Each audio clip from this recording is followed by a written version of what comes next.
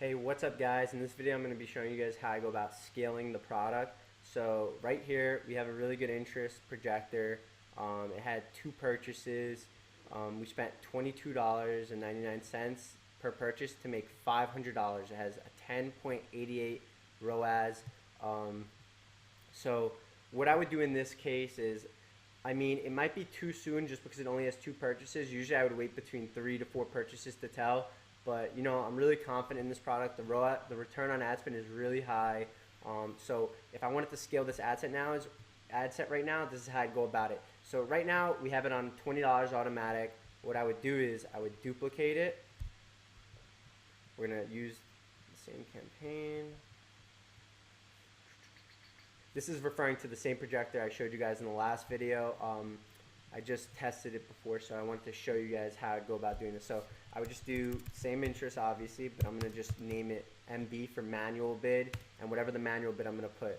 So basically, first of all, when I first test on manual, I always start at $100 manual. So I start on a budget of $100, and I usually, what I'll do, okay, so you do lowest cost, but you click on set a bid cap. Now, you don't want to bid low. So usually, this product is expensive. We know it's expensive. It's selling for over $200. So in this case, I would bid really high. So I would start with like a $50 bid. So the way the manual bid system works is the higher you bid, the more quality audience you're going to get. So if I'm bidding low, Facebook isn't going to serve me a good audience. So I like to bid high, and when I find a bid that's working for me, I'll keep it there. But what I'll do after is, if I'm starting to get my cost per purchase to go higher, I'm going to slowly lower my manual bid.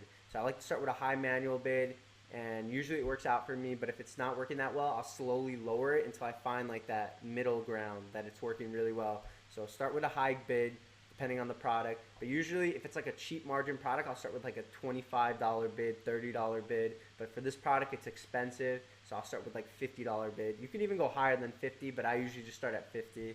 So yeah, we're gonna just publish that. Now, so right now we have this ad set on manual bid at a $100 budget with a $50 bid.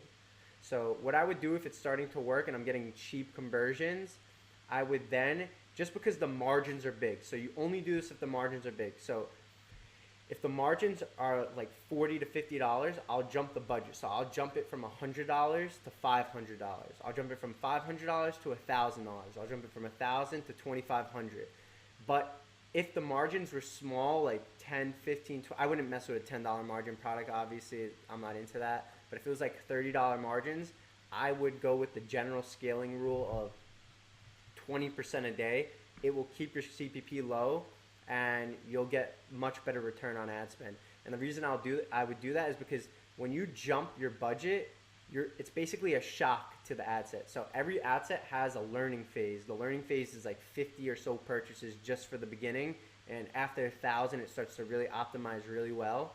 But when you jump a budget, what happens is it's like a shock to Facebook's algorithm, and it needs to relearn.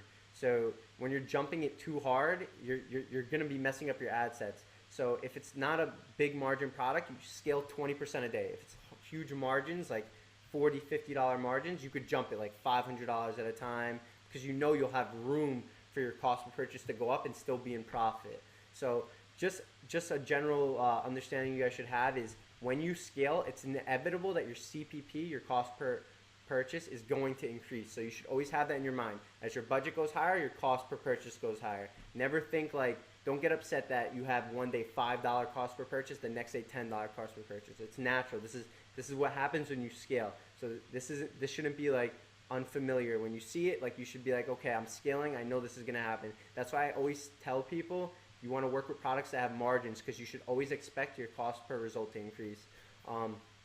So yeah, so just to recap, we have $100 here. Let's say it's getting cheap conversions. I'll edit it and I'll switch it to $500. If it's doing well at $500, I'll edit it and I'll put it to $1,000, and vice versa. I'll just keep going. $1,500, $2,500, $5,000. It all depends on the margins. So if you have a low margin product, I probably wouldn't put like a $10,000 budget. It just doesn't make sense. Your cost per purchase is going to go way too high, and you'll be unprofitable. Hope you guys enjoyed that video. I'll see you in the next one.